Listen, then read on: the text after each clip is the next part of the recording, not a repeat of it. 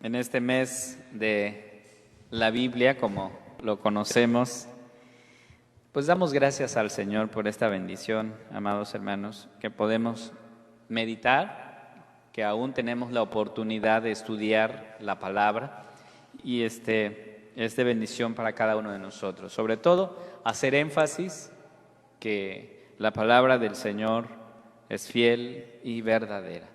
Vamos a orar, pedir que el Señor pueda dirigirnos en este momento, que podamos estar atentos a la voz del Señor. Oremos. Padre, que nuestro corazón sea abierto a tu palabra y podamos recibirla, Señor, con prontitud, con humildad, y que esta palabra que hoy podamos escuchar siga edificando nuestras vidas, siga confrontando nuestro corazón. En el nombre de Jesús te lo pedimos. Amén. Cuando leo el pasaje, hermanos, encuentro que como seres humanos tenemos una debilidad. No estamos exentos de que nuestra vida en algún momento sea golpeado por las circunstancias. Y somos tan vulnerables que podríamos hoy ser considerados fuertes, podríamos hoy estar muy tranquilos, pero cuando la aflicción llega a nuestras vidas, es ahí cuando realmente somos probados en nuestra fe. Sin embargo, amados hermanos, la palabra de Dios, cuando nosotros la estudiamos, encontramos que es prácticamente la expresión de esta verdad, la revelación de Dios mismo, por el cual podemos nosotros descansar y en ella con gozo y con confianza depositar por entero nuestras vidas. Sin embargo, cuando nosotros vemos y analizamos nuestro contexto, encontramos que en nuestros días las palabras y las promesas de las personas carecen de confianza, ¿sí? Cuando hablamos y conversamos, muchas veces se nota esa falta de honestidad partiendo de ahí, ¿no? Y lo lamentable y diríamos lo triste es que esto se da entre los mismos cristianos, ¿no? Que se supone que debería de haber esa confianza cuando tú dices algo o cuando tú prometes algo. Pero cuando nosotros vemos, ahora sí que en la otra parte, la palabra de Dios, encontramos que esta palabra de Dios es prácticamente la regla de fe y de práctica en todo nuestro quehacer como cristianos. De hecho, el profeta Isaías, cuando él escribe allí en el capítulo 40, versículo 8, dice esto: la hierba se seca y la flor se marchita, pero la palabra de Dios permanece para siempre. Esta es la palabra de Dios, permanece para siempre. Esta es la palabra de Dios que hace que nosotros podamos estar firmes. Por eso, hermanos, es necesario que esta palabra direccional, porque la palabra de Dios es direccional, dirige nuestro quehacer, realmente pueda guiarnos, pueda orientarnos en todo lo que nos toca hacer como creyentes. Leyendo alguna introducción de un libro que por ahí he estado meditando en ello también, que es sobre Juan Calvino, y él prácticamente en parte de su biografía se comenta esto, dice que él se guiaba por la Escritura en todo lo que él hizo, en los libros que escribió, y se comenta de él que prácticamente que donde la Biblia lo guiaba, por ahí él proseguía. Donde no arrojaba luz, dice, ahí él se detenía. Y Calvino rehusaba ir más allá de lo que estaba escrito.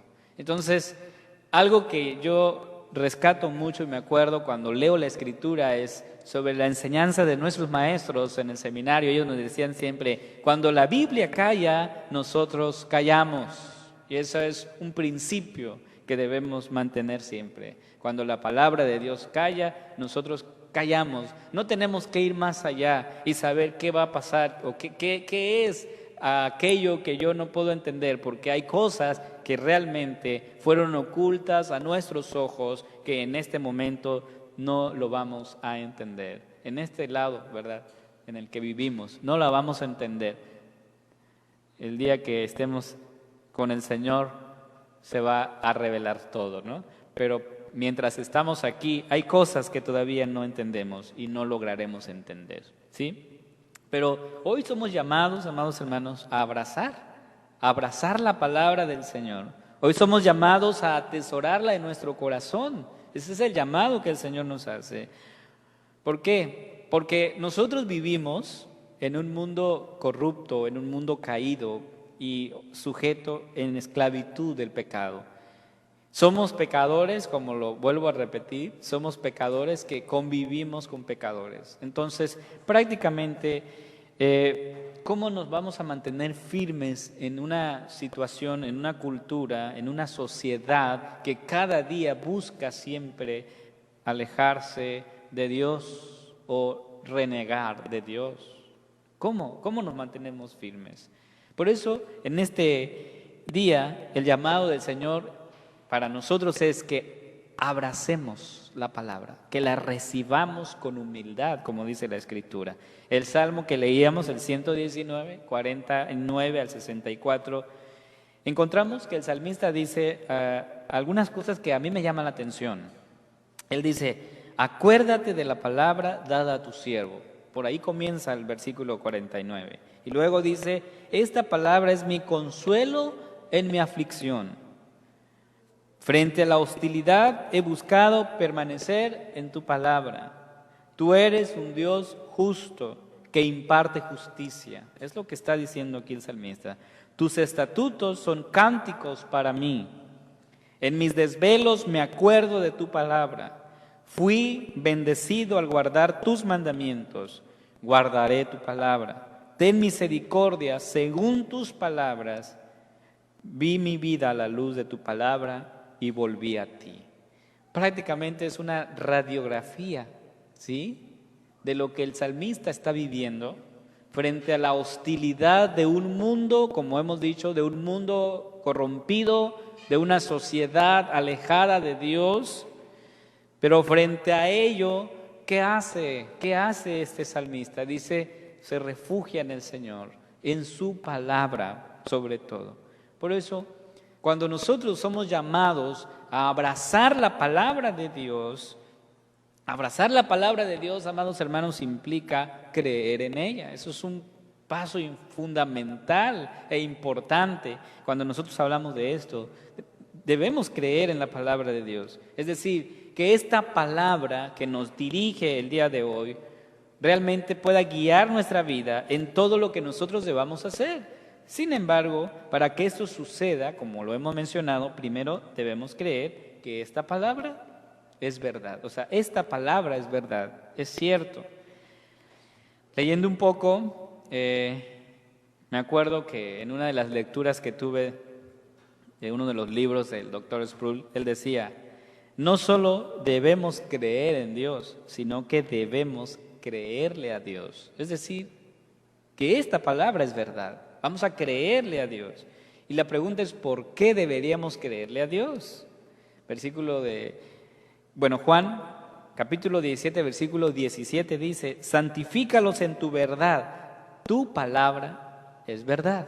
Entonces, vamos a creer en la palabra de Dios porque su palabra es verdad. Debemos creer todo lo que aquí está escrita. La pregunta aquí es, ¿lo creemos? ¿Creemos que todo lo que aquí se escribió es palabra de Dios? Por eso el primer peldaño, el primer escalón para abrazar la palabra es necesario creer que esta palabra es verdad. Si no creemos que es verdad, difícilmente creeremos todo lo que diga. Tal vez vamos a creer algunas cosas. Sobre todo yo he observado, ¿no?, que creemos muchas veces aquellas cosas que nos convienen, ¿no? Que hablen de bendición para mí, que me digan que Dios está conmigo, pero muchas veces no acepto aquello que la Biblia también me llama una reprensión, una confrontación. Eso así como que no del todo lo aceptamos. Entonces debemos de creer que de principio a fin, Génesis hasta Apocalipsis, es revelación de Dios y todo lo que está aquí es verdad. Entonces, ¿por qué, hermanos? Porque la Escritura nos da cuenta de que nosotros no tenemos lucha contra sangre y carne, sino contra principados, contra potestades, contra gobernadores de estas tinieblas, contra huestes celestiales de maldad. Entonces, es con esta palabra de Dios que se libran todas estas luchas contra el pecado. Dice Efesios 6:17. Tomen, dice, el casco de la salvación y la espada del Espíritu, que es la palabra de Dios.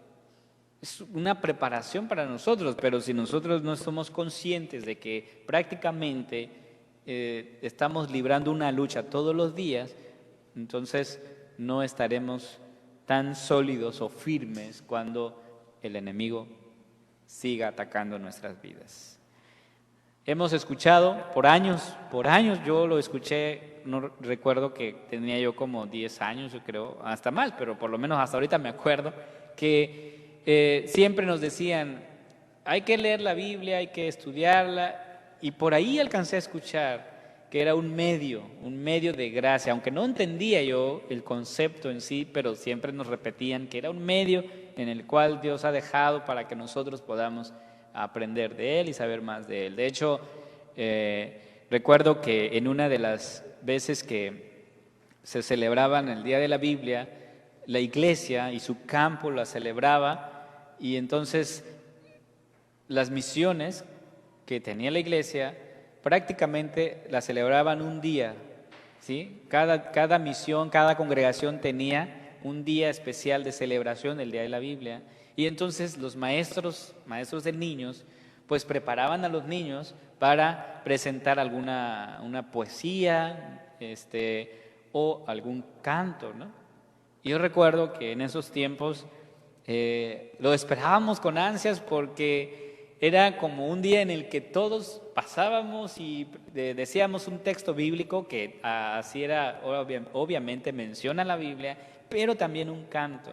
Y hay un canto que siempre me recuerdo de ello que decía, la B-I-B-L-I-A, dice, es el libro de mi Dios. O sea, prácticamente era como un acróstico que los maestros nos pedían que lo cantáramos, pero que eso lo mantengo hasta el día de hoy. Entonces, ¿qué tan importante es que la palabra de Dios esté presente en nuestras vidas? Que la Escritura sea eso prácticamente, un libro en el cual nosotros podamos creer en ella. Y por eso digo que es un medio de gracia en el cual Dios nos ha dejado. Por lo tanto, si Dios nos ha dado un medio, ¿qué vamos a hacer? Vamos a usar este medio de gracia. El salmista en los versículos 50 habla de eso y dice, ella es mi consuelo en mi aflicción. O sea, ¿quién? La palabra de Dios, la Biblia, es mi consuelo, mi aflicción. Yo pregunto, ¿has estado afligido? Creo que desde que el hombre, la humanidad cayó en pecado, ha vivido en aflicción, tal vez en épocas muy específicas, pero hemos estado sujetos a aflicciones. La pregunta entonces es, ¿a quién hemos acudido? ¿Dónde nos hemos refugiado cuando estamos afligidos? Cuando estamos con estos problemas de que más adelante lo vamos a ver, ¿verdad? Pero es problema de que se nos va el sueño y no podemos dormir, ¿verdad? Por alguna aflicción, por alguna ansiedad o preocupación. ¿A dónde vamos? La Biblia dice, el salmista está diciendo, yo soy un ser humano y soy alguien que me aflijo. Entonces yo creo que todos concordamos con eso. Todo ser humano ha pasado por esto, nos afligimos. ¿A dónde vamos cuando hay aflicción en nuestro corazón? ¿A quién buscamos? Aquí el texto dice que vamos a buscar al Señor, su palabra. Por eso el versículo 50 de este pasaje dice, ella es mi consuelo en mi aflicción, porque tu dicho me ha vivificado. Precisamente en otra versión esta frase, tu dicho me ha vivificado, dice, tu palabra me ha vuelto o me ha dado la vida, he vuelto a vivir. Y es que es cierto, hermanos, esto obviamente es como una comparación por lo que está pasando este salmista y está diciendo, he estado afligido casi al borde de la muerte, sin embargo en mi aflicción tu palabra sostiene mi vida. Entonces, aquí hay un consejo sabio, que cuando nosotros, en todo momento, pero por lo menos aquí el salmista está diciendo, ¿qué hace cuando está afligido? Acude a la palabra, se refugia en la palabra de Dios. El versículo 55 dice, me acordé en la noche de tu nombre, oh Jehová, y guardé tu ley. Me acordé en la noche de tu nombre. Aquí es lo que mencionaba hace ratos. Es difícil conciliar el sueño cuando estamos afligidos. Es difícil, no podemos dormir. ¿Qué debemos hacer? Cuando el salmista está diciendo, me acordé en la noche de tu nombre, significa que él no podía dormir, porque ¿qué se hace en la noche? La noche es para dormir, ¿no? Entonces, cuando alguien está pasando por una situación, problema, conflictos en la familia, en el hogar, en el matrimonio, con los hijos, lo que sea, nos vamos a la cama y aunque estemos demasiado cansados, no conciliamos el sueño. Eso es una realidad. Todos hemos pasado por ahí. Y algo como siempre le platico a mi esposa, aun cuando conocemos la palabra de Dios, sabemos que el Señor está con nosotros, porque esa es la realidad. Somos humanos y nos preocupamos. Y eso de estar pensando qué vamos a hacer y qué es lo que sigue, hace que se nos vaya el sueño. Ahora que mi padre estuvo enfermo, delicado de salud, sí hubo una noche que se me fue el sueño, no podía dormir, pensando de cuenta, planeando todo, ¿no? Así como que si pasara esto, ¿qué voy a hacer? Tengo que moverme de aquí, desde este lado de la frontera hasta el otro lado, que es el sur. Entonces, todo, pensando, ¿qué voy a hacer? ¿Qué voy a hacer? Y en eso, pues prácticamente recuerdo que ya eran las 2 de la mañana y no podía dormir. Y literalmente pasó como lo que está diciendo el salmista aquí. Me acordé en la noche de tu nombre. Entonces, luego dije, pero bueno, ¿por qué estoy pensando todo esto? Si el Señor está en control. O sea, si Él ha prometido que está con nosotros, ¿por qué debo angustiarme? Voy a creer y confiar de que todas las cosas se van a encaminar para bien. Y después escuché ahí un mensaje de un pastor que hablaba precisamente de eso, ¿no? O sea, cómo tomar decisiones bajo la voluntad de Dios. Y entonces, definitivamente ese día le pedí al Señor, Señor, si es tu voluntad que yo tenga que viajar para estar con mis padres, te pido que me lo hagas saber. Házmelo saber, si es tu voluntad. Si no, de igual manera. Literalmente, hermanos, el Señor me hizo saber su voluntad. Y pareciera algo así como un cuento de hadas, pero es la realidad, hermanos. Yo lo he experimentado en mi vida, cómo el Señor nos habla, cómo el Señor habla a nuestro corazón. Y entonces le dije a mi esposa, mira, esto sucedió, esto pasó, y realmente le voy a hablar a mis papás, les voy a comentar la situación. Le hablé, lo comenté y prácticamente todo estuvo bien. Les comenté que todo iba a estar bien, que el Señor siempre va a obrar de maneras que a veces nosotros ignoramos. Y gracias a Dios, hasta este momento mi padre ha estado recuperándose y ya casi está muy bien. Entonces, en esos detalles, diríamos detalles, podemos encontrar la paz y el consuelo en el Señor. De igual manera lo hacemos cuando tenemos que tomar cualquier decisión, y estamos aprendiendo eso, hermano. O sea, no es algo que lo aprendí hace años, o sea, lo estamos aprendiendo. A eso me refiero de la palabra de Dios, porque lo estamos aprendiendo.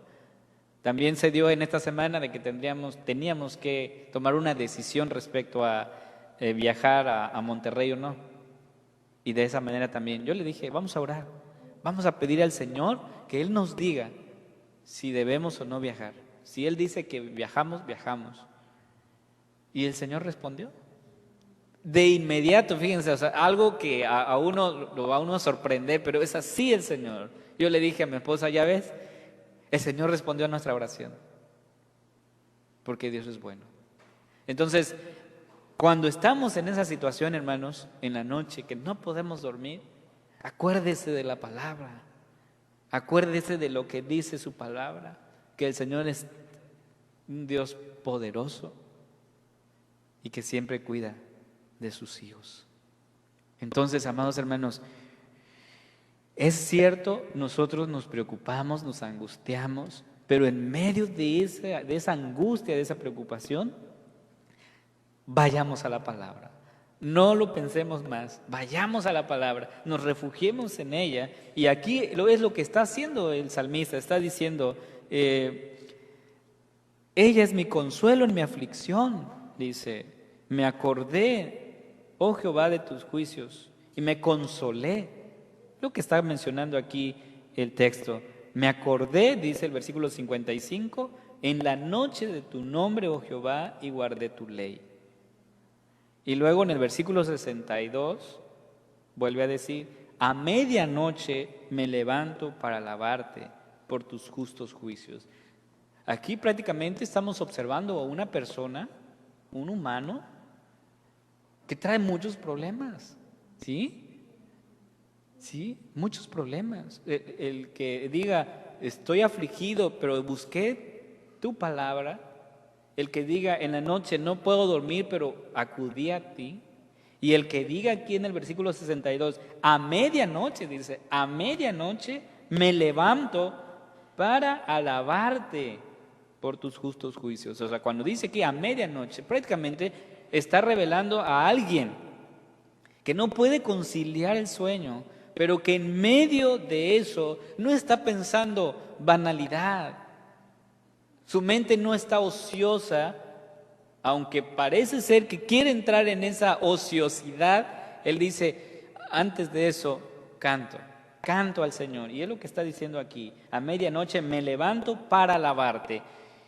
Y es cierto, a veces sucede también que cuando nos dormimos y de repente nos despertamos y luego ya no podemos dormir.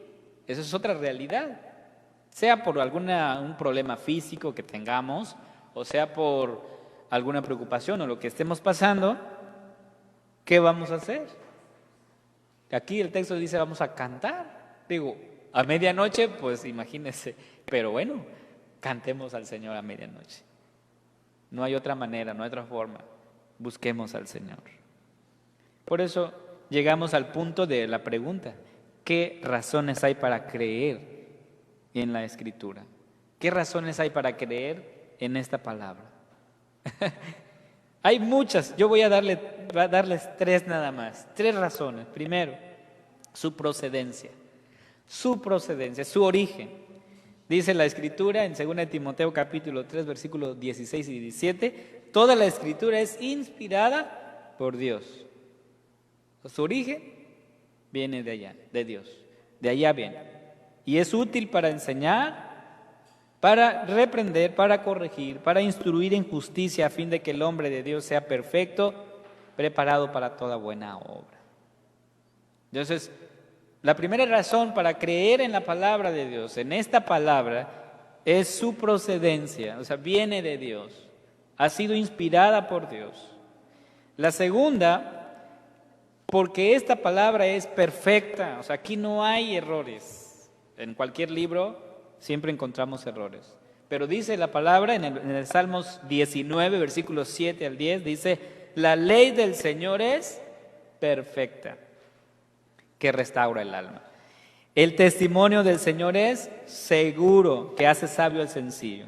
Los preceptos del Señor son rectos, que alegran el corazón. El mandamiento del Señor es puro, que alumbra los ojos.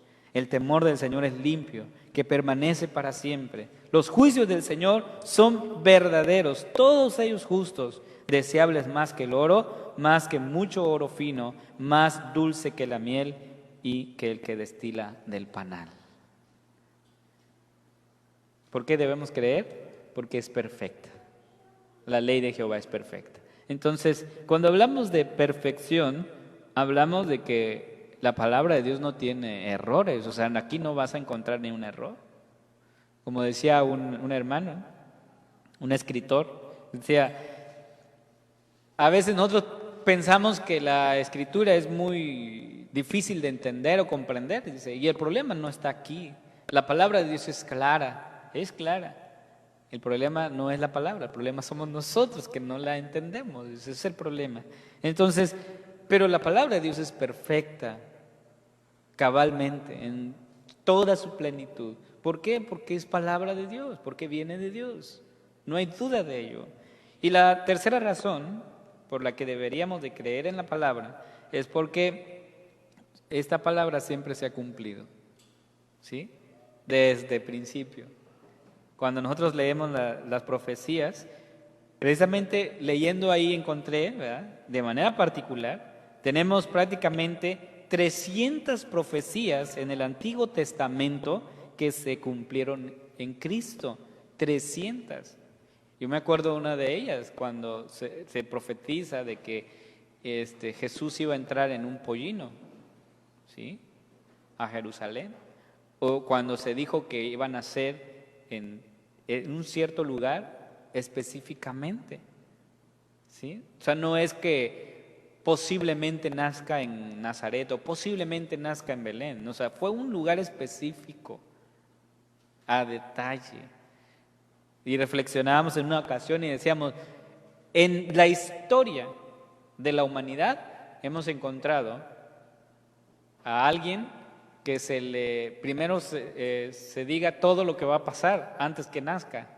O sea, en ningún lugar en la historia de la humanidad hemos encontrado eso. En cambio de Cristo, antes que naciera ya sabíamos, la Escritura había dicho cómo iba a suceder y qué iba a pasar, ¿sí?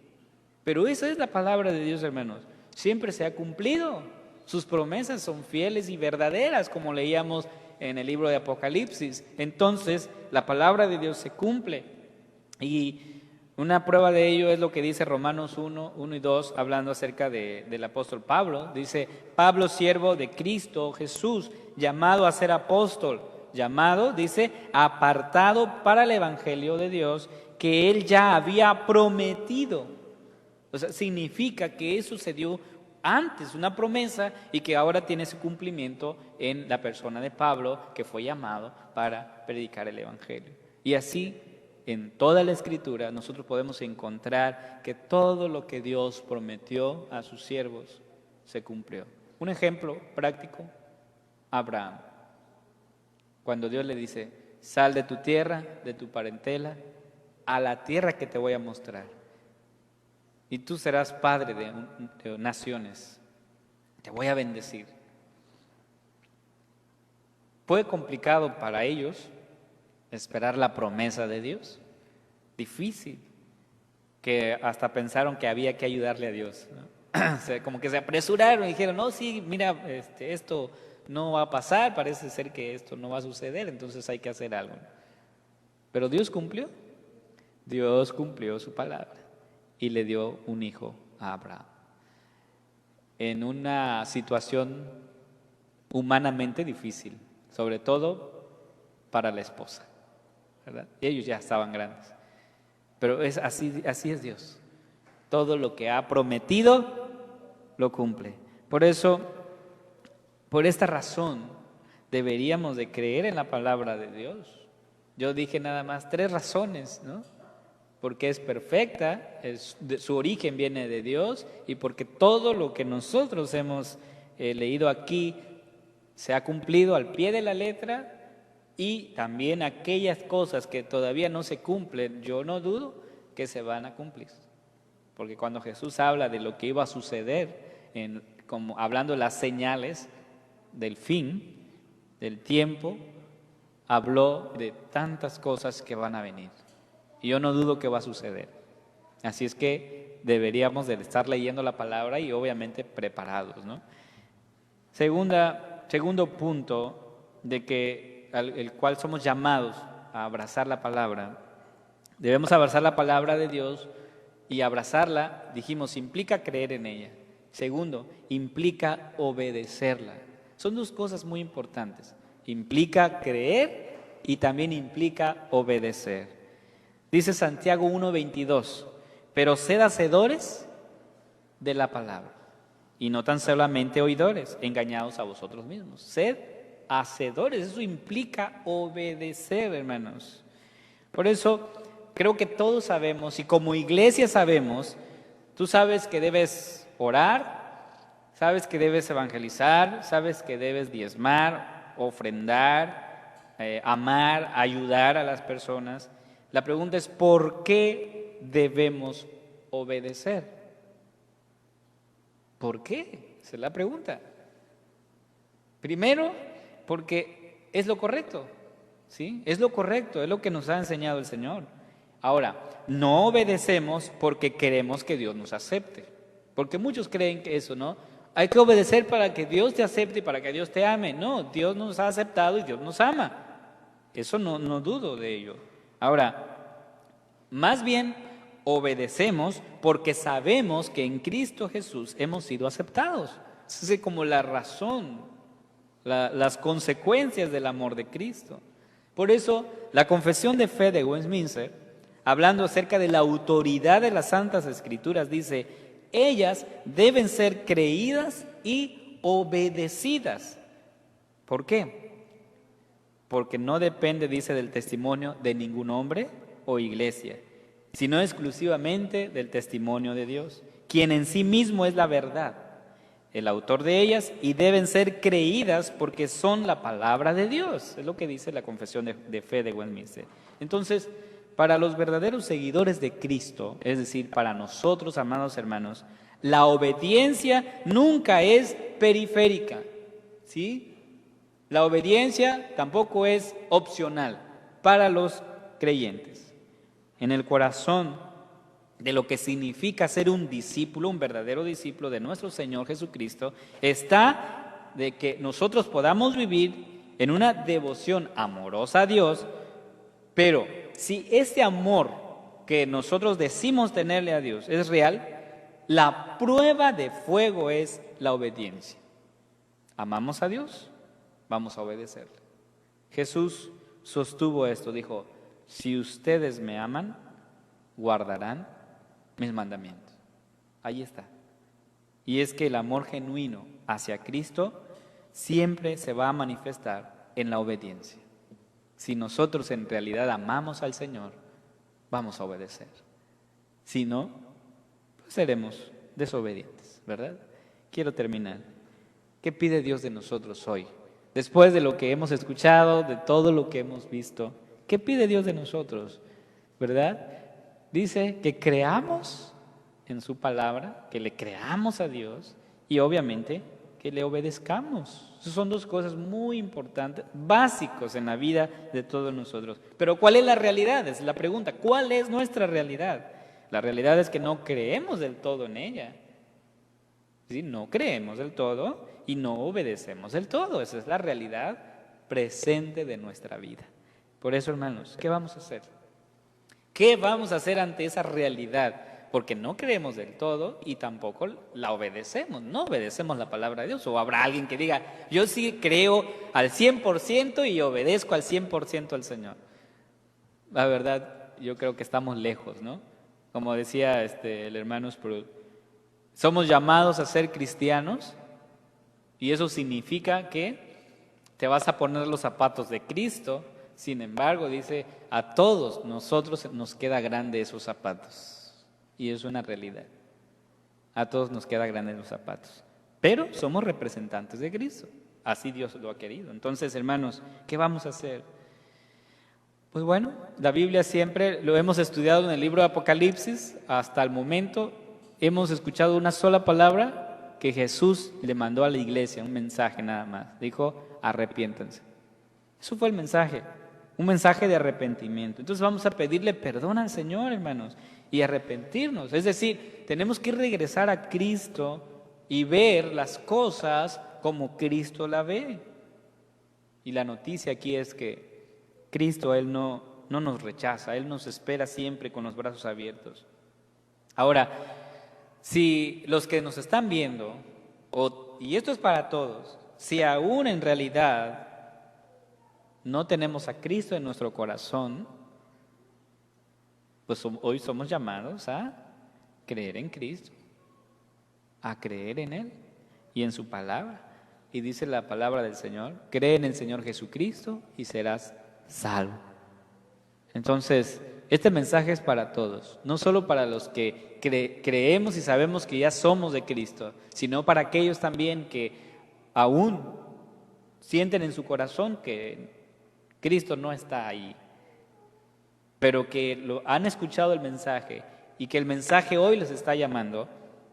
Pues primero, un llamado al arrepentimiento y segundo, a creer que Cristo fue a la cruz del Calvario por nosotros y que dio su vida por cada uno de nosotros para que hoy podamos disfrutar de estos medios que Él nos ha dado, su palabra.